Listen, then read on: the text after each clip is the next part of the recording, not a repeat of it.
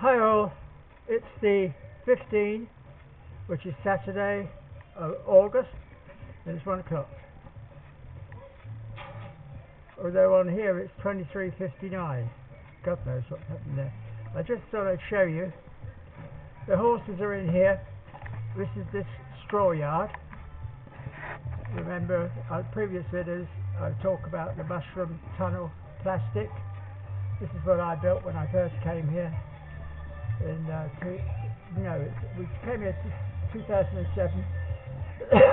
I built the wall over the winter and put the plastic up in the spring of 2008, and it's been absolutely amazing. So this is the horses here that they don't want to go out. So in the summer I ask them where they want to go, and this year they want to stay in here, and they have hay. And I've shut the gates at the moment because T-Bow's coming round to do the hay, but I normally leave the gate open and they come and go. But they normally sleep all day and just graze all night. Oh, there's Halo, she's asleep. Oh, sorry, good girl, go back to sleep. And this leads on to my training piece here. I haven't used it much this year because it's been so wet, and you can't train young horses on wet ground because they're going to slip and they're going to lose their confidence. But I do the normal. I do a lot of pole work. Nothing expensive. I bought these poles years ago again. Keep them painted.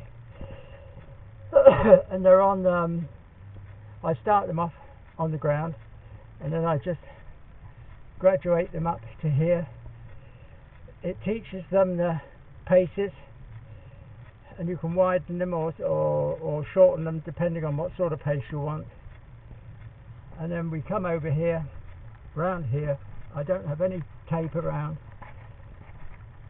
and this is the jumps, and I've said to you before, I made this out of old.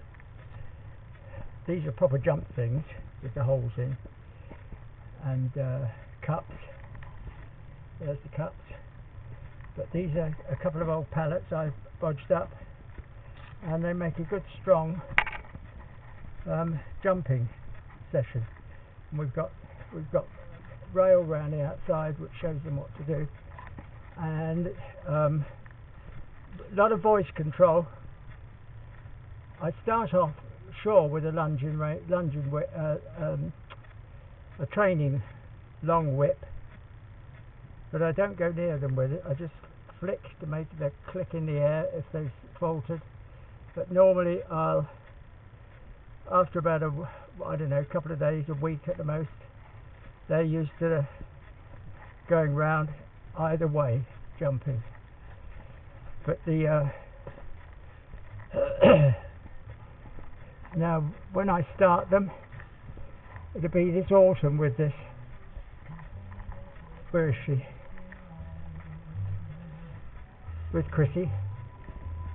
That's the mum, Ursula. This is Chrissy, the foal from last year, so she's 18 months now, and this is her full sister, and they're both by Upsilon, the 3-day event champion, European champion for eventing. I shall put her, start her over the one pole, getting used to going round, and I should probably put her on a lunging rope first to start with, and then as soon as I can get them off, they're at liberty. You've got to be careful because you don't want to damage their legs, but it's a matter of education. You don't want to have these. She's strong enough as she is. The vet and me have we don't have problems because we know what she's like, but she's a real bitch sometimes, and you can't let her get any older without training a little bit now and again. You know, I might do 2 days in a row and then leave her for a week. Halo, I could do anything with. She started at 18 months, and she showed a talent immediately for jumping. and that's why she was second overall in 2017. No, 17 she was born. So as a 2-year-old, so it's 2019, she was French Championships for 2-year-olds. She was 5th overall and 2nd in her jumping, and we got invited to Fontainebleau. I didn't go because gosh, it was so expensive. It was about 1,500 euros. By the time you paid for transport, well, I would have taken her, but the fuel, boxes, accommodation, for 4 days, and she wasn't for sale in any case. I'm not going to sell her. I want to breed from her eventually. I'd like to send her to England, which is what I was going to do, but it's not possible at the moment. When the politicians come to their senses,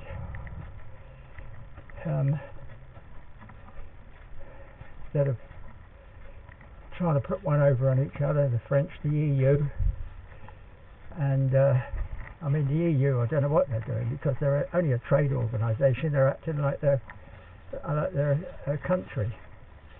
Now, what I wanted to show you was the hay.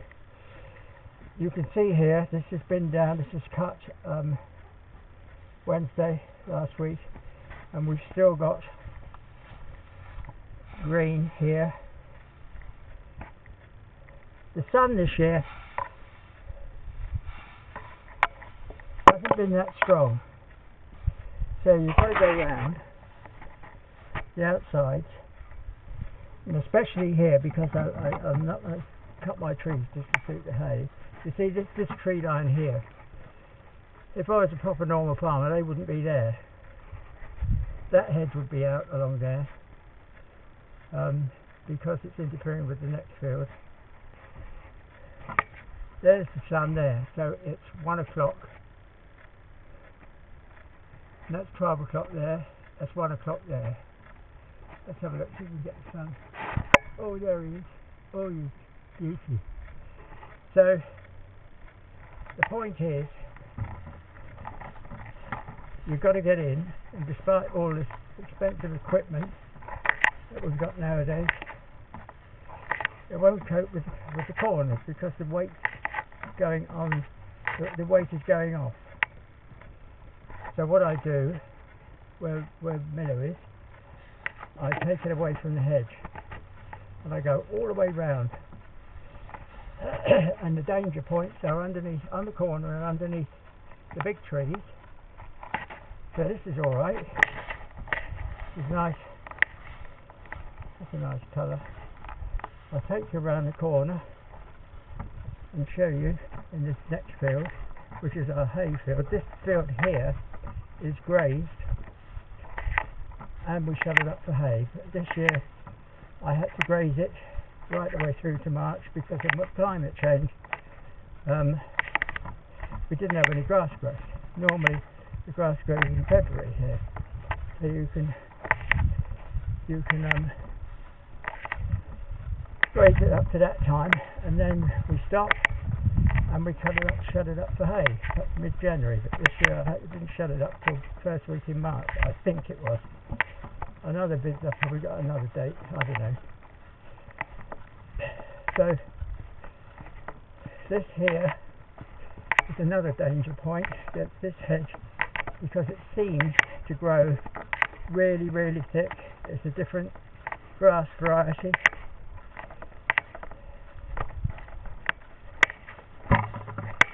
So I get my trusty pitchfork here, and I just flick it up over like that, and you can see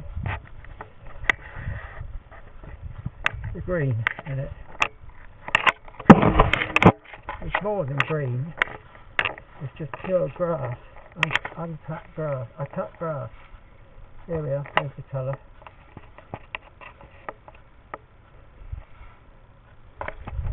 And there's some over there. That's been down for 3 days, 4 days now. we've got to get it dry for tomorrow, Sunday, because it might rain Monday, and I don't know whether we're going to get this lot dry today. T-Bow will come in today, lunchtime, after lunch, after it's 2 o'clock, and he'll turn it, and then he'll come in and row it up Sunday. That's the plan. And yeah, look at that, that's green. Now that's the danger. If you bale that, and even though you leave these big boughs out for 10 days, that will always be green, and it heats up, put it in the barn, no air around it, you've got yourself a fire. So this, like I say, despite all this expensive machinery, 80 grand for a tractor, 5 or 6 grand for a decent Metagrate turner, spreader, you still got to get in. Yeah, look at that. You still got to get in, and whoa, this is the 3rd time I've been around this headland, and I'm still finding some. There we go. So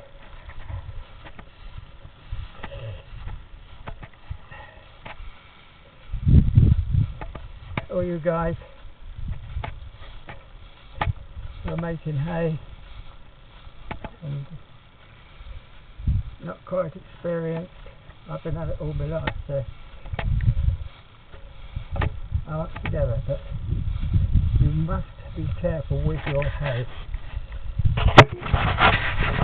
And if you're not doing it yourself, you rely on more experienced people, and they want to get it done, they'll say, yeah, that's alright, that's alright. If you've got green there, it won't be alright, you've got to leave it. So you can see here I've taken it from under the hedge. You've got some green there. And I'll take you down the bottom here. This is our hayfield. This is the undulating field. Previous videos I've explained to everybody about this is a really ancient field where in the Middle Ages they used to dig out very shallow bits of ground, so that's why it's like a wavy wave what we've got here. We've got a big bit here. Oh God, look at that. Hang on, what I'm going to do, I'll put the camera on a bucket.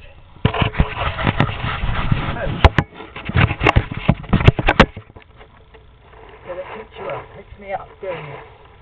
What have we got? Yeah.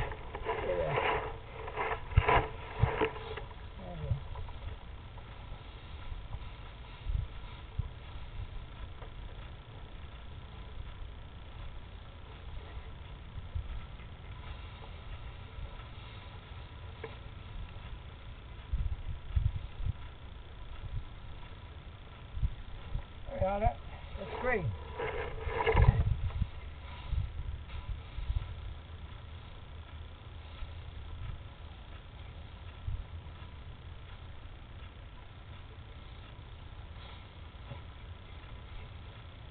That's green there.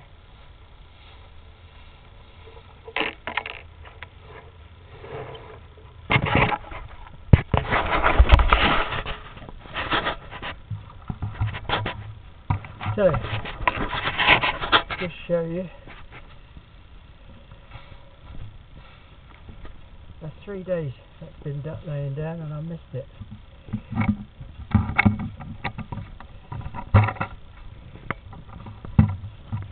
Sorry this is a bit disjointed, I'm carrying a bucket as a stand. Now I've been round here today, and this is what I've done. I've taken it round off the headland. You can see this is a wild meadow, and that's what we got. That's what we cut And that's what we've got here. And that's why we've got a lot of green here.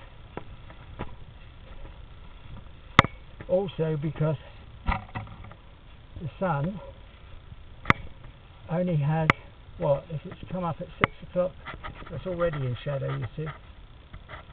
And that won't get out of shadow again until the sun is round about 6 o'clock at night. So it wakes up at 6 o'clock in the morning, so it's had sort of 5-6 hours, and that's it. It needs 24 hours, but you can see here I've taken it a metre away from the under the trees to give it a bit more of a chance. And look at all this green here, look. Yeah.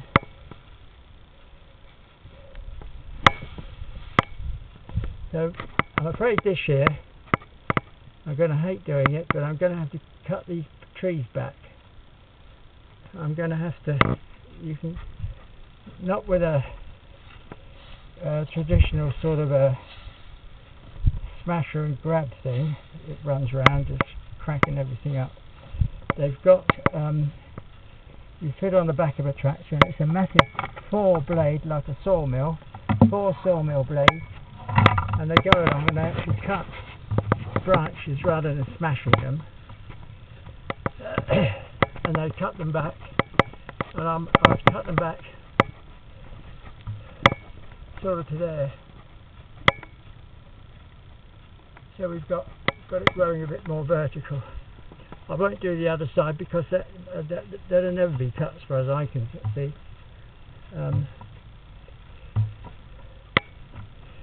There we are. My woodman Danny this year took out some big branches here, so that's alright. But if we do get a lot of, this is going to be in shade now, so that's why I've taken a big circle around here. And all this grass here, all this hay here is good because I've been concentrating on it. There we are. It's nice and dry. I'm just going to set this up again.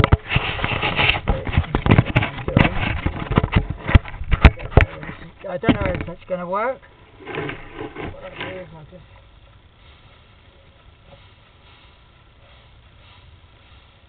do that.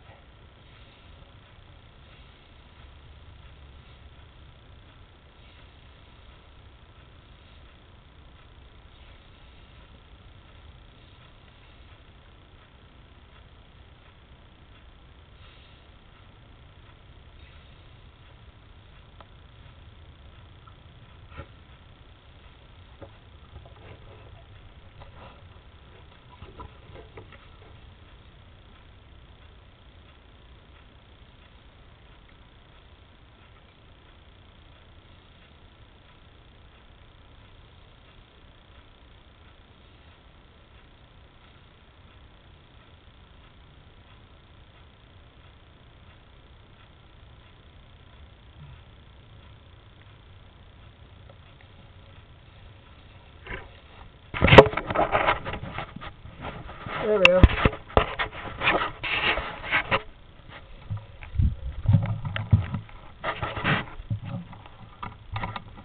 I don't know what this video is going to turn out like, but so I've turned that once today, and we're still coming across bits like that. It is so dangerous.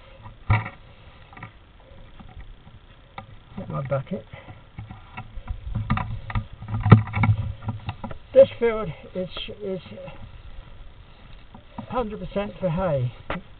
We graze sure in the autumn when the hay's gone, but directly it starts to podge.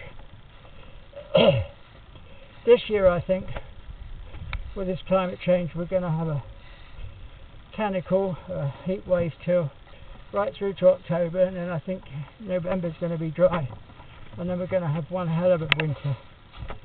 That's the way it seems to go. So we're extending the summer. The traditional August is not going to be anymore, I don't think. There we are, there's another green bit. Look at that. Oh dear.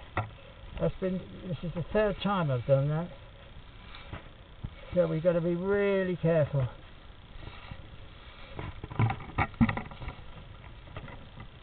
And there, that's what the problem is. We can't let those branches stay there. We're going to have to cut it right up level with there. We've still got plenty of tree there. That's an ash tree, but it's too far over.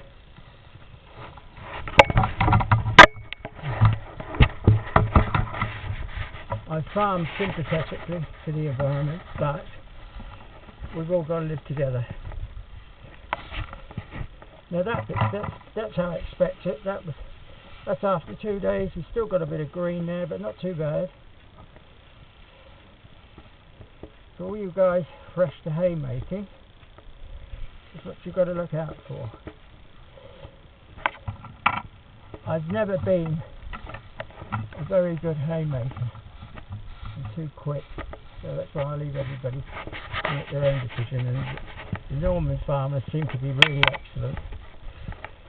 Here we are. I'm in the ditch now, in one of the ditches. You might be able to see it. And we go up onto this ridge. This was all done by hand in the Middle Ages. Here, and then we go down. We're down in here. One thing I have learned recently, I'm quite friendly with a negotiator and a notaire who sells a lot of properties, and she went to a conference I suppose in Paris recently, and they were all discussing the fact, we're just going up here now onto a top one, and you can see the slopes down. Yeah, they were all discussing the climate change, and they had a lecture especially on France and Corsica, property prices. And the guy was saying he can see that Normandy and Brittany will survive this latest and the coming climate change, because we're so green up here and we're sort of on a peninsula. Well, we are by St Lo, up near Cherbourg. Cherbourg is 70 kilometres away. So they were saying that the south of France is going to get hotter and hotter and hotter. It's going to be like deserts. And people, well, I know for a fact that on Facebook everybody goes down to the Dordogne and down south with their horses, and then they mumble and bumble and grumble, what do I do about the flies? And they're spending a fortune on fly spray, and it doesn't do any bloody good. You've got to, the horses will tell you what to do. You keep them in boxes, I suppose, and then you let them out in the field and shut them in the field.